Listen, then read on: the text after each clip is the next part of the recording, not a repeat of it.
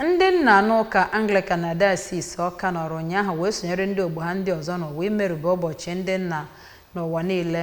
Ya bụ ụbọchị bụ nke ejiri ofufe nru pụrụ iche wee malite iji wee kwanyere ndị nna ugwu maka mbọ ezu ike na ịgbata ọkpụkpụ aka mmiri ha n'iji ozi maka ọdịmma ezinụlọ ha nakwa obodo n'izugbe bụkwa iji wee chetara ha gbasara oke na ọrụ dịịrị ha nye iwulite obodo ga-akawanye mma.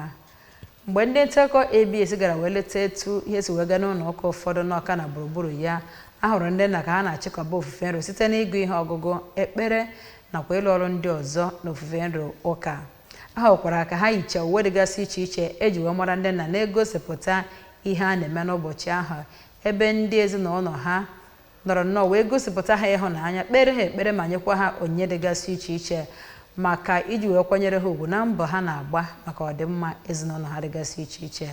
Amaka Chibuzo Okoye bụ onye ọrụ anyị ji akụkọ a wee bịa n'uju. Onye Archdeacon nke On the Lake Archdeaconry bụkwazi ụkọchukwu nke St. Stephen's Church Agolo bụ Venerable Silas Ike, onye okwuchukwu ya gbadara ụkwụ n'isiokwu eji merube ụka nna tata nke si ndị nna nke Chukwu bụ ọgbụgba ama nke dị ndụ n'anya Chineke. Ọ gara n'iru ma sị na n'eziokwu na ndị nna bụ akụkọ ọgbụgba ama, si na ha kwesịrị ka ha bụrụ ndị nke na-ebi ndụ kwesịrị n'anya Chineke ma na-agbaso ụzọ udo wee ruo ihe ndị ahụ ha kwesịrị ịrụ iji wee bụrụ na ha bụ nna zuru oke. Yọkwazie ha ka ha rapụ oke ịṅụ mmanya, ife arụsị na ibi ndụ ndị ọzọ jọrọ njọ. Venerable Silas gara n'iru ma sị na ihe na-eme n'oge ugbu a na-abụzi ihe ịma aka n'iru na n'iju anya, si na ọ bụ site n'aka ụfọdụ ndị nna ndị nke rapụgoro ihe ha na-eme ma mewe ihe ndị ọzọ, si na onye ọbụla bụ onye nna kwesịrị ka ọ hụ n'anya ndị ezinụlọ ya, hụ mmadụ ibe ya n'anya, bụrụkwanụ ide nke ya bụ ezinụlọ ya ga-eji wee kwụrụ. Ndị nna nke nzukọ Kraịst n'ọha bụ ihe atụ nke ebube Chineke, n'ọha bụ nlegara anya, n'ọha bụ ngọzi wee nye ọbụnadị ọgbọ a n'ụwa nke Chineke kere, n'ihi na ọ bụ ha ka etinyere ife niile n'aka ilekọta. Gịnị ka fa ya eme?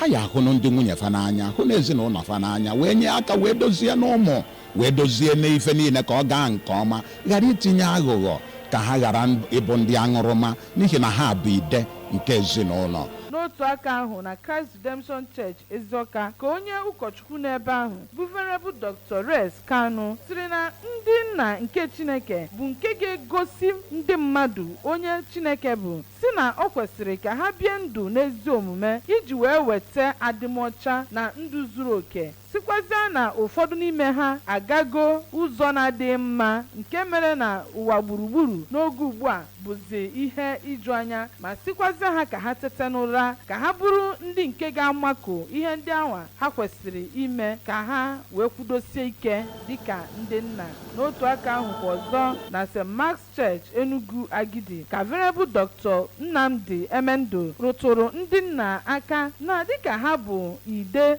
na isi nke ezinụlọ, na ha kwesịrị ka ha dọnyere nwunye na ụmụ ha ukwu ka ihe niile wee na-aga ka o si wee kwesị, si na mgbe ha na-eme nke a na a ga-enwe ezinụlọ nke adịmọcha na adịmasọ ga-ejupụta, ebe mkpụrụ nke onyinye mmụọ nsọ ga-ejupụtazi nyafụnyafụ. N'okwu nke ya ka otu onye Christian Fathers Fellowship na Agolo bụ Sir Benson Orakwelu siri n'ezie na ndị nna kwesịrị ka a na-emerube mmemme ha ma yọzie Chineke ka onye ndu nna echiche na ume ala iji wee hụ na ibu ndị ahụ ha na-ebugasị n'ezinụlọ ha ga-adị mfe, yọzie ha ka ha nwee okwukwe na Chineke, n'ihi na ọ ga-eme ihe niile ka o si wee tụzi aka. Inye onyinye pụrụ iche na ekpere na ihe ndị ọzọ bụzi ihe pụtara ihe na ụka nna emerubere taa. Abụ m Amaka Chibuzo Okoye maka akụkọ ụwa ABS.